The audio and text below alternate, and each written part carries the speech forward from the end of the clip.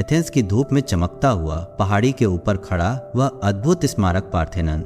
कौन जानता था कि यह इमारत केवल संगमरमर की दीवारों से नहीं बल्कि हजारों वर्षों के इतिहास से बनी है। सुबह की हल्की रोशनी जब एक्रोपोलिस की चोटियों को छूती है तो लगता है जैसे देवता स्वयं आज भी यहाँ ठहर गए हों। हवा के हल्के झोंके, पक्षियों की आवाजें और इन स्तंभों के बीच से गुजरती छायाएं सब मिलकर एक भव्य दृश्य रचते हैं। लोग कहते हैं यह केवल मंदिर नहीं, यह यूनानियों के आत्मसम्मान का प्रतीक था, उनकी विजय का, उनकी कला का, उनकी कल्पना का। लेकिन सवाल उठता है, आखिर इस पहाड़ी पर पत्थरों का ऐसा साम्राज्य क्यों खड़ा हुआ? किसने कल्पना की कि देवताओं के लिए एक ऐसा स्थान बनना चाहिए जो युगों तक अमर हो? पार्थेनन की नींव में बसा हर ईंट, हर संगमरमर का टुकड़ा मानो प्राचीन ग्रीस की आत्मा बोल उठती है और इन शब्दहीन पत्थरों की गवाही से शुरू होती है हमारी यात्रा एक्रोपोलिस के हृदय तक। समय था 5वीं शताब्दी ईसा पूर्व का। ग्रीस विभाजित था कई नगर राज्यों में, कई संघर्षों में, कई सपनों में। लेकिन एथेंस उस दौर में केवल एक नगर नहीं बल्कि सभ्यता का जन्म स्थल था। और इन एथेनियनों ने तय किया कि उनकी जीत की गाथा उनके देवताओं के महल में सर्वश्रेष्ठ रूप में जीवित रहेगी। पेरिक्लिस नाम का नेता एक दूरदर्शी, जिसने न केवल राजनीति में बल्कि कला, साहित्य और स्थापत्य में भी स्वर्ण युग की नींव रखी। उसी की प्रेरणा से, उसी की दृष्टि से जन्म हुआ पार्थेनन का। देवी एथेना वही थी नगर की संरक्षक। एथेना ज्ञान की देवी, शौर्य और रणनीति की प्रेरणा, जिनके आशीर्वाद से एथेंस विजयी बना। पेरिक्लिस ने कहा था, अगर हमें अपनी आत्मा का दर्पण चाहिए तो वह एथेना के लिए बनाया गया मंदिर होगा। और इस घोषणा के साथ शुरू हुआ इतिहास का सबसे महान स्थापत्य प्रयास।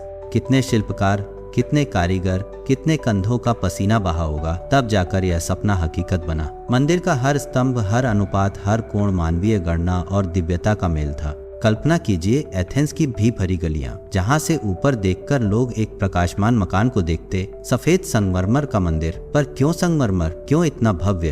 पार्थेनन का सीना आज भी बोल उठता है। यह केवल वास्तुकला का नमूना नहीं, यह उस कौशल का प्रमाण था जहां देवत्व और गणित एक दूसरे के साथ खड़े थे।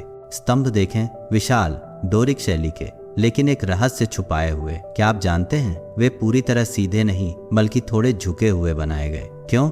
ताकि आंखों को वे त्रुटिहीन, पूर्ण और जीवंत लगे। कोई साधारण सोच नहीं, यह उच्चतम स्तर का गणित, सौंदर्य और शिल्प का संगम था। और वह विशाल प्रतिमा फिडियस द्वारा बनाई गई एथेना पार्थेनोस की मूर्ति लगभग 38 फीट ऊंची, सोने और हाथी दांत से बनी। जब कोई मंदिर में प्रवेश करता तो लगता मानो देवी स्वयं सामने खड़ी हों। उनकी आंखें, उनकी कवच, उनकी ढाल सब चमकते और मनुष्य छोटा पड़ जाता उनके महान रूप के सामने।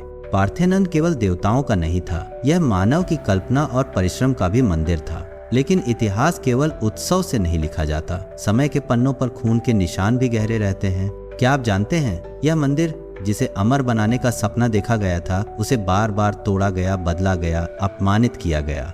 रोमन आए और मंदिर को अपना रंग देने लगे। ईसाई आए और देवी की मूर्ति को हटा दिया। इस्लामी सत्ता के दौरान यह मंदिर मस्जिद के रूप में इस्तेमाल हुआ। लेकिन सबसे बड़ा घाव 1687 में लगा, जब वेनिस और ऑटोमन तुर्कों के युद्ध में मंदिर के भीतर बारूद रखा गया।